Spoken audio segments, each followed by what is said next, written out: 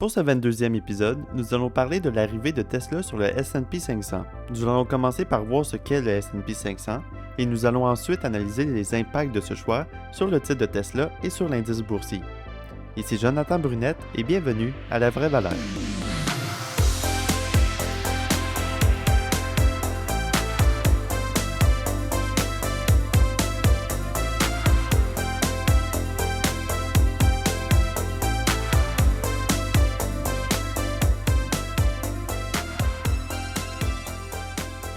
Bonjour et bienvenue à ce nouvel épisode de La Vraie Valeur. Donc lundi dernier, le 16 novembre 2020, on a appris que Tesla va rejoindre le S&P 500 d'ici la fin de l'année. Donc on va commencer par aborder qu'est-ce que le S&P 500. En fait, il s'agit d'un indice boursier qui est basé sur 500 grandes compagnies américaines. Donc c'est un indice qui est géré par le Standard & Poor's. C'est de là que ça vient l'abréviation S&P. Puis c'est une agence de notation financière aux États-Unis.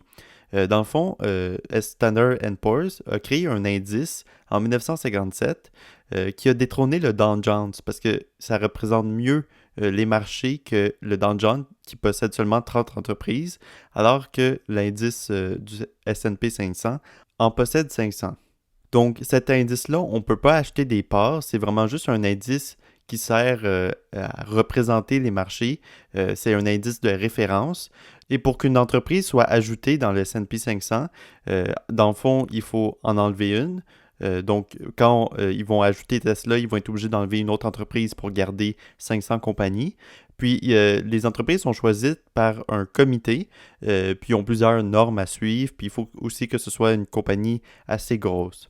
Donc maintenant, si on se concentre un peu plus sur Tesla, Tesla a une capitalisation boursière de 400 milliards de dollars et ça va être la 9e plus grosse entreprise du S&P 500.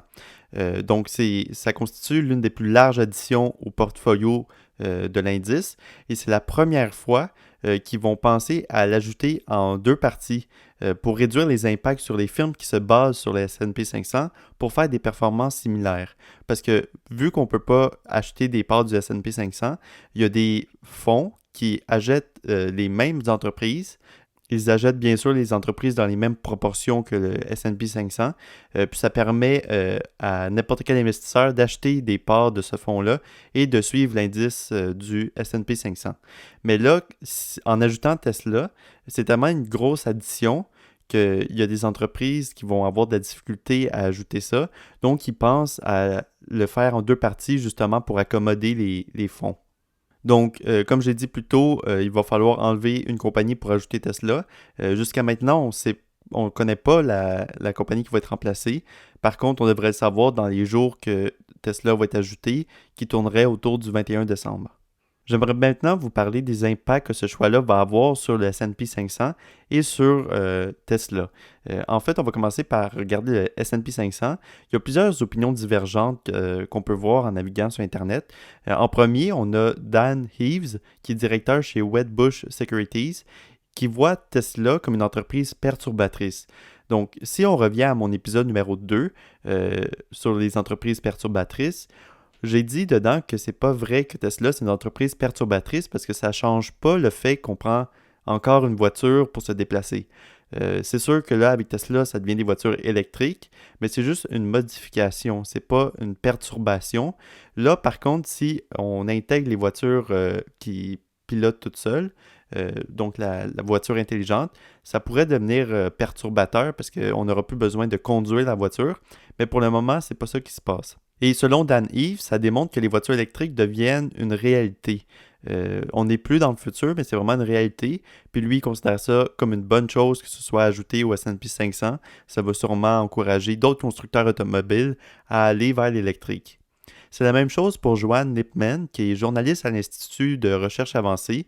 Elle repense à Steve Jobs, qui était un personnage très charismatique, mais aussi un peu bizarre. Puis elle se réfère à lui en comparant à Elon Musk, parce qu'Elon Musk aussi, des fois, il ne ferait pas des décisions financières pour son entreprise toujours idéales, mais c'est quelqu'un de très charismatique.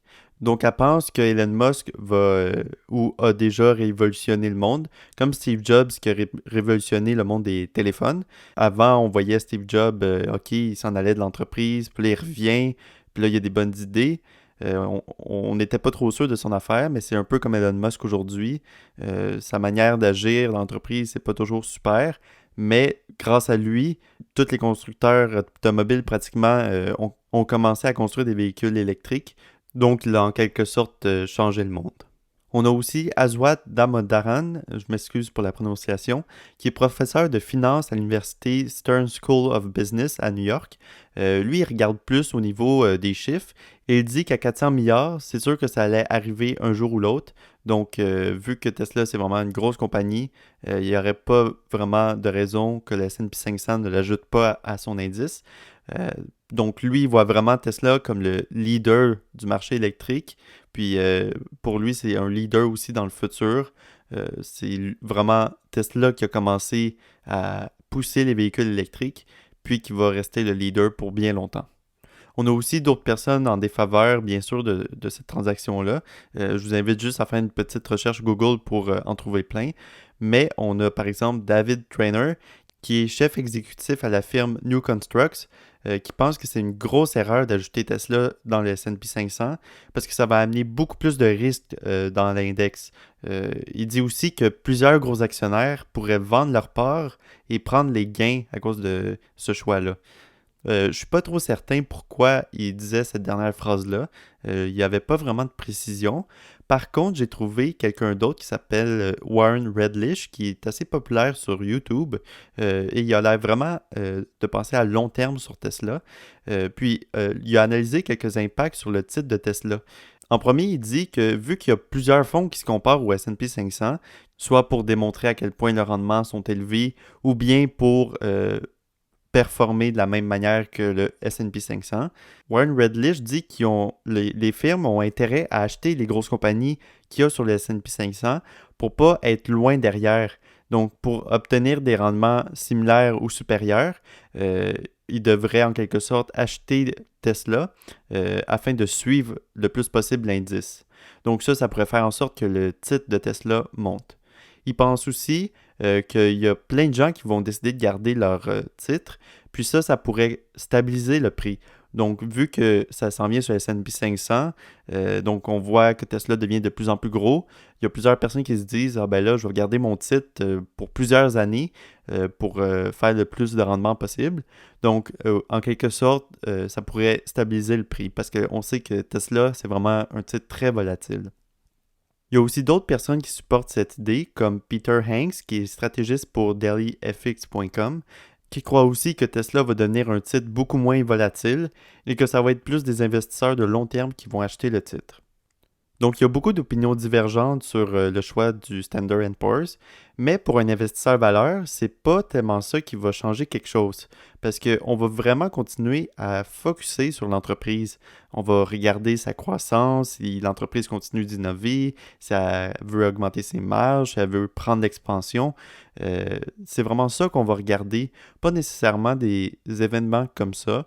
Et c'est toujours important de se rappeler que derrière chaque titre, il y a une entreprise et que même si des événements comme ça vont faire fluctuer le prix, comme après cette annonce-là, le prix d'une action de Tesla a monté de 14%, mais ça constitue seulement des fluctuations journalières. Donc, il faut toujours regarder au niveau fondamental pour l'entreprise et voir si elle va perdurer à long terme, parce que c'est ça qui va faire en sorte que le titre va prendre de la valeur.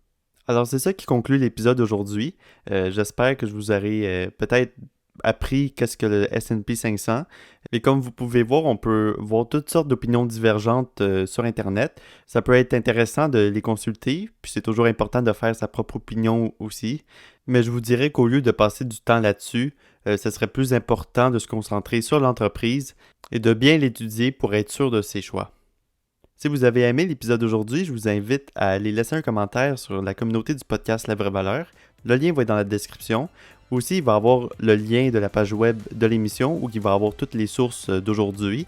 Pour toute question ou commentaire, vous pouvez écrire à info@commercialinvestissementvaleur.com. Et sinon, je vous dis à la semaine prochaine pour un autre épisode de La Vraie Valeur.